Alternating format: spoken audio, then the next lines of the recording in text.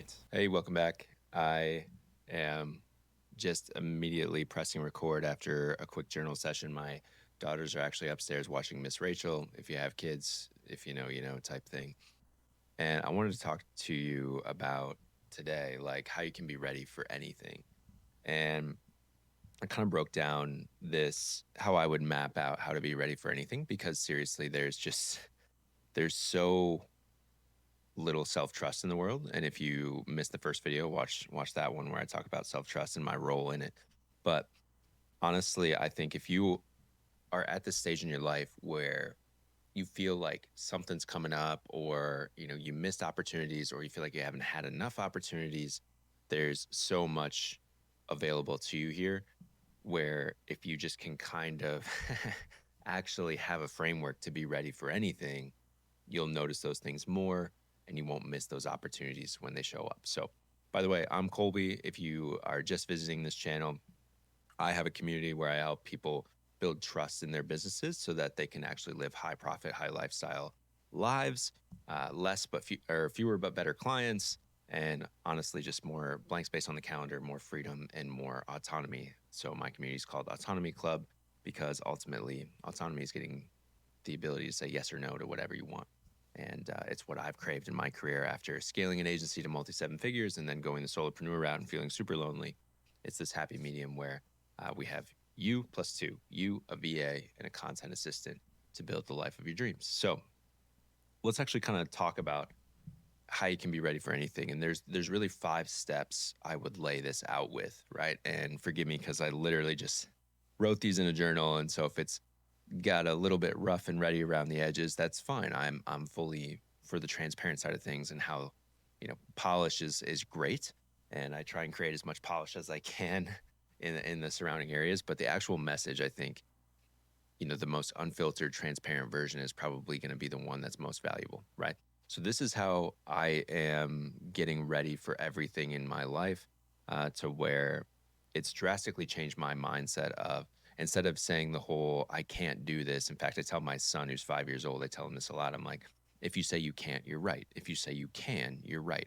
And I think we kind of transport this feeling of, childhood trauma, like inner child, whatever you want to call it, of we've had people tell us we can't, or we actually start believing we can't.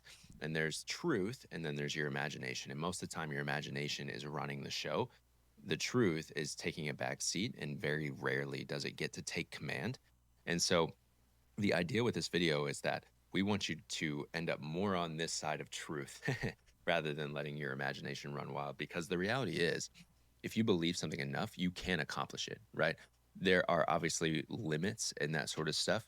It would be very unlikely for me to, reach the NFL now at 35 years old and only being like 5'9".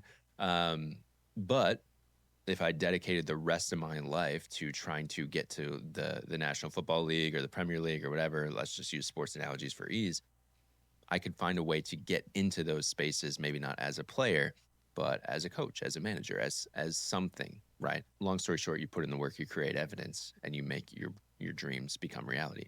So what is kind of the framework for how I would go about this in the most simplistic form? There's going to be 5 things. And let's start with number 1. Number 1, I would say, is mapping your values.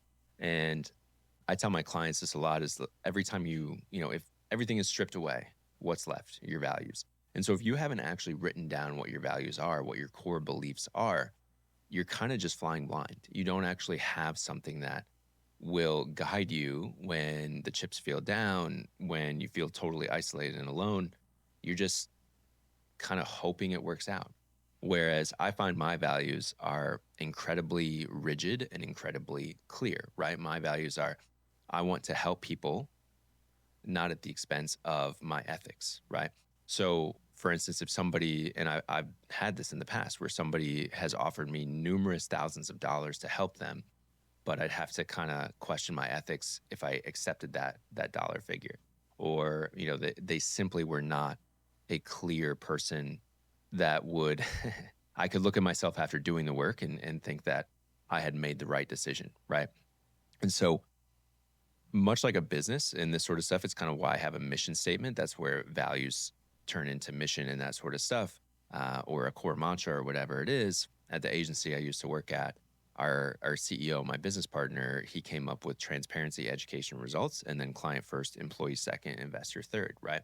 And so that second mantra of client first, employee second, investor third, I would instill that in my staff daily to be like, hey, if I'm not in the room when everything's stripped away, something goes wrong, breaks, whatever, which is very common in business. I want them to just like instinctively know that, hey, if I put, like, say, even I put them in a position as the investor, right, as a business owner, and say, actually, we're going to upcharge this client way more and we're actually not going to do all the work we promised, that person would have total authority to say that's putting the investor before the client, right? And just kind of creating that culture. So for you personally, like, how do you do this? Map your values. I would literally just create, pull up a Google Doc, use a notebook like I have in front of me, whatever it is, and just start saying, like, what are my values? I know it sounds incredibly simple, but we like simple here. And I find sometimes the simplest questions are the hardest ones to answer, but so many people are walking around this earth not having ever written it down, right? And it's something you can amend, you change. You're a different person now than you were even a year ago. And so just the practice of saying, what do I truly believe? What is important to me? What would I do without, money being a need? Who would I help the most? Like all that sort of stuff. My values are, I want to deepen human connection by helping humans. Okay. Like if I stripped every other value of mine away, that would be the one, right? So that applies to family, that applies to business, that applies to just people I meet on the street. I want to deepen human connections by helping the most humans. Yeah. So if you don't know what your values are, it's going to be incredibly hard to be ready for anything because you need that as the foundation, the bedrock to be able to do it. So what's the second thing?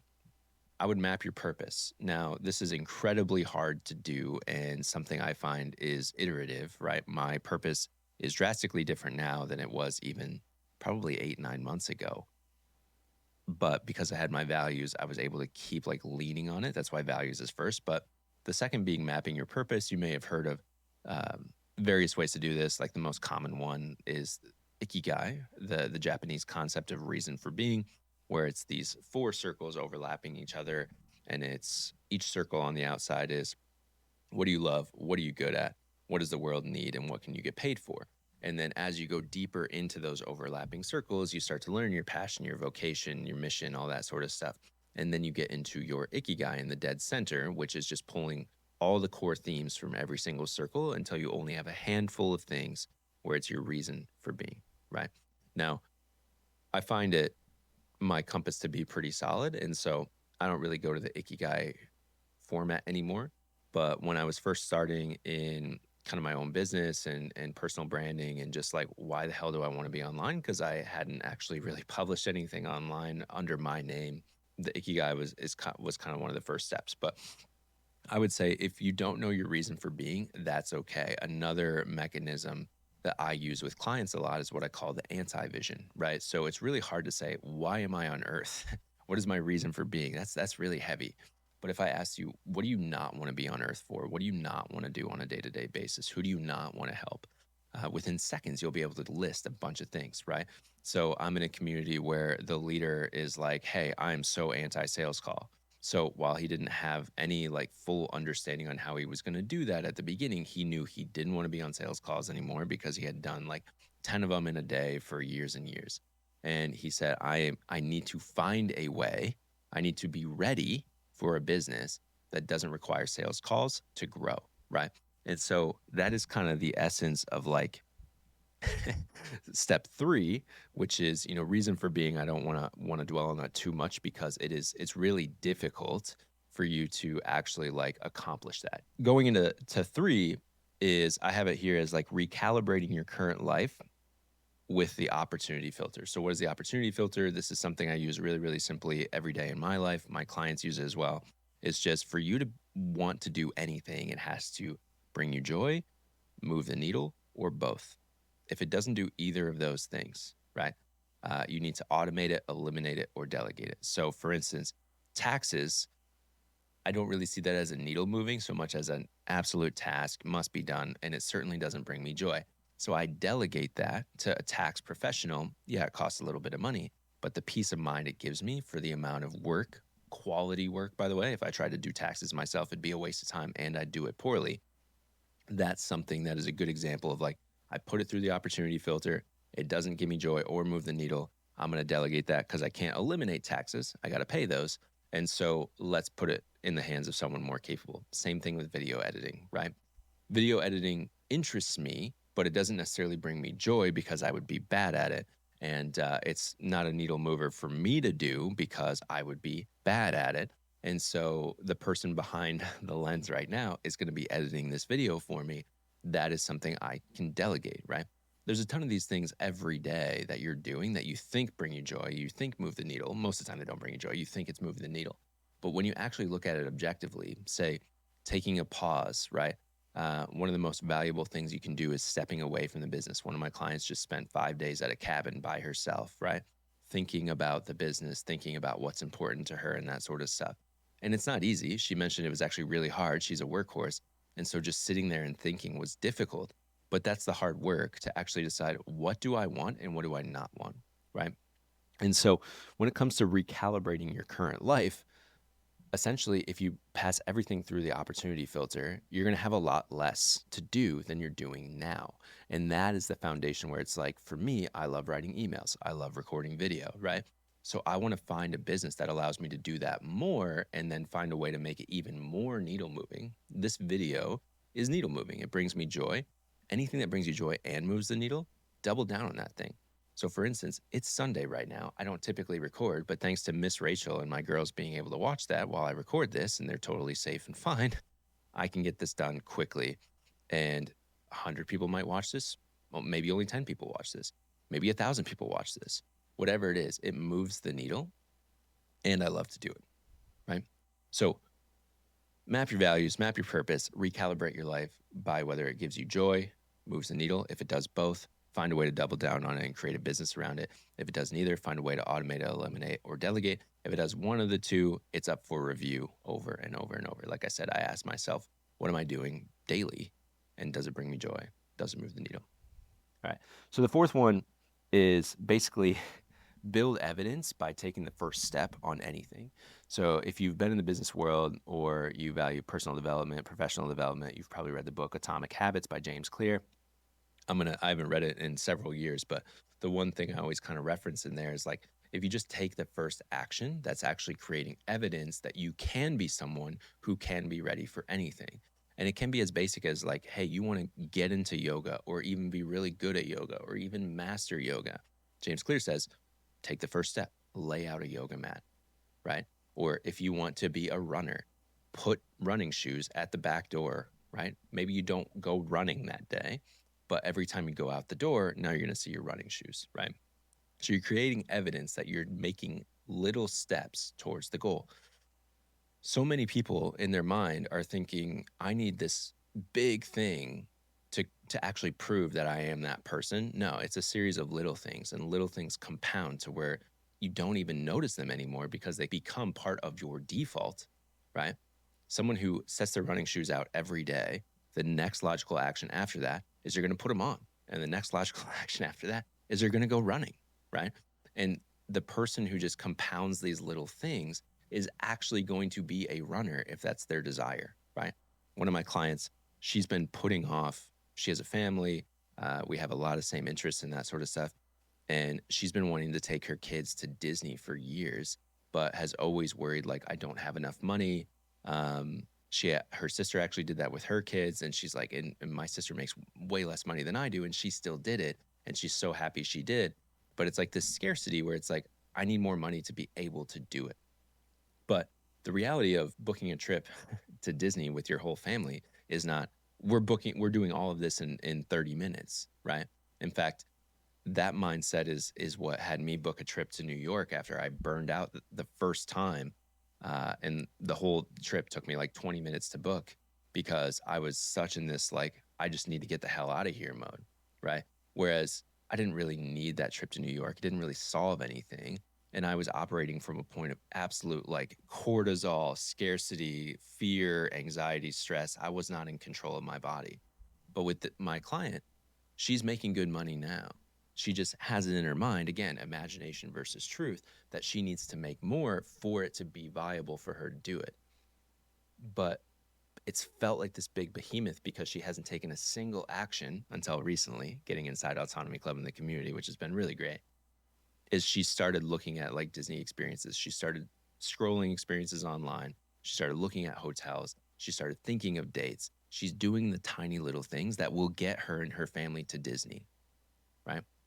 And so to be ready for anything, to be the person you want to be, the capable person, the trusting person, it starts with these little actions. What is the first minimum viable thing you can do to make one tiny step closer, 1 inch closer to whatever the big thing you want is, right? I don't have this massive ambition to grow a YouTube channel or anything, but I do have this ambition to grow a business. And communicating my message, my values, my beliefs is how I want to grow this business.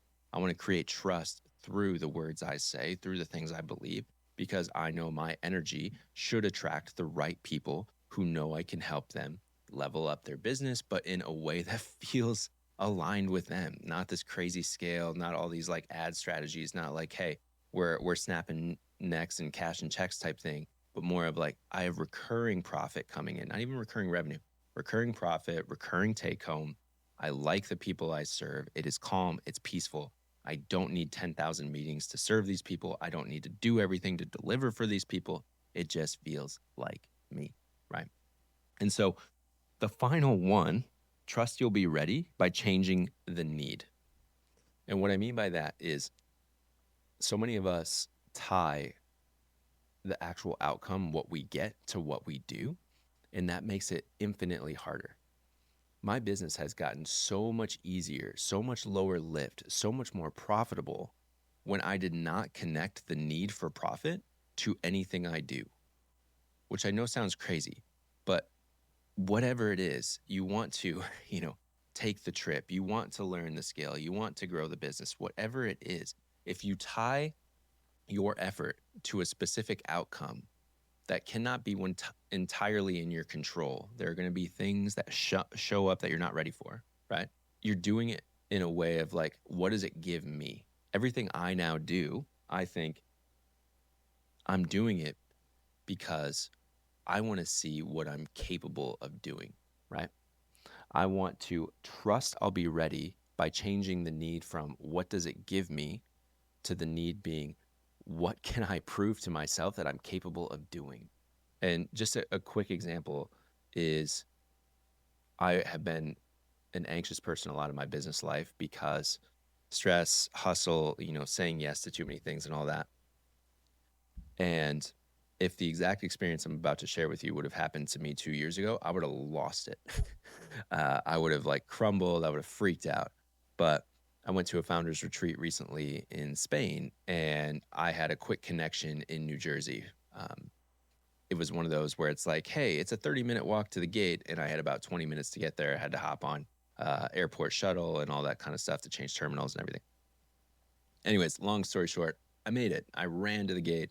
I even, as they were doing final boarding and all that sort of stuff, I got there, scanned my face for an international trip, and I walk about 10 feet down the jetway, and I was like, I don't have my backpack on right now.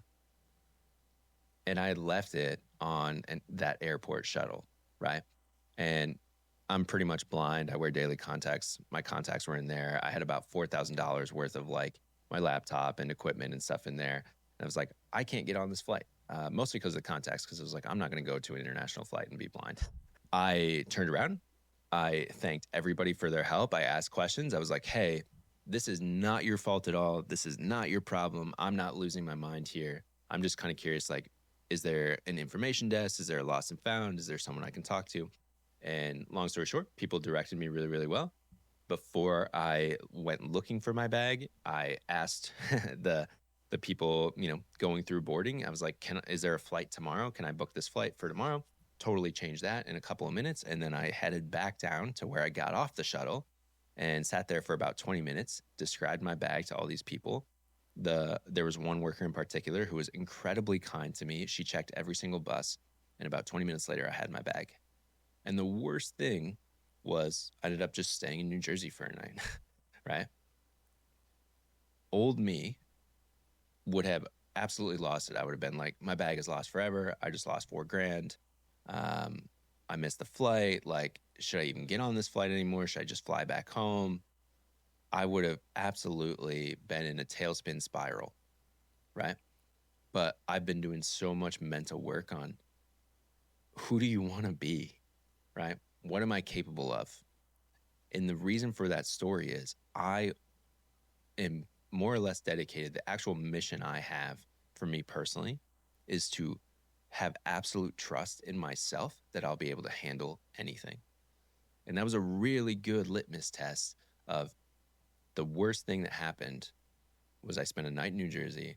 I got the bag back. I didn't yell at anybody. In fact, I was shaking hands with everybody, smiling at everybody, saying, "Thank you so much. This isn't your problem. This is just the reality. Can you help me a little bit?" And in many ways, it's like, did that good karma, did the positive energy I was putting out before I got the bag back, not knowing whether I was going to get it back in a very, very busy airport, by the way, is that what got it back? Right. And so I tell that story because you can change. Again, even a year ago, I might have freaked out.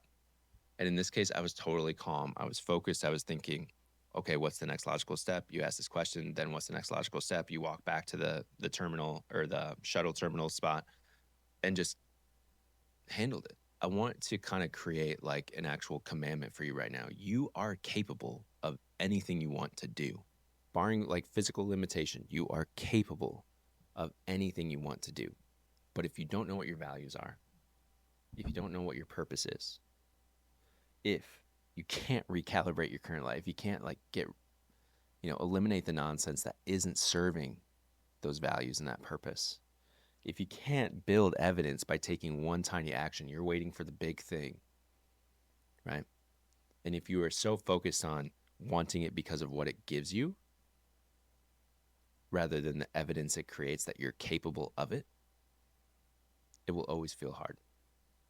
It's a journey, it's a practice, it's a ritual, it's a belief, it's something that is not easy to attain, but it is entirely possible. That's not up for debate. And so I hope this video helps you. Whatever resources I can provide, I'll provide in the description below. Feel free to click on those if there are any. Otherwise, I would say grab a notebook, open a Google Doc, get started. And I can't wait to see you in the next one. Like and subscribe if you got any value out of this. Thanks so much for watching.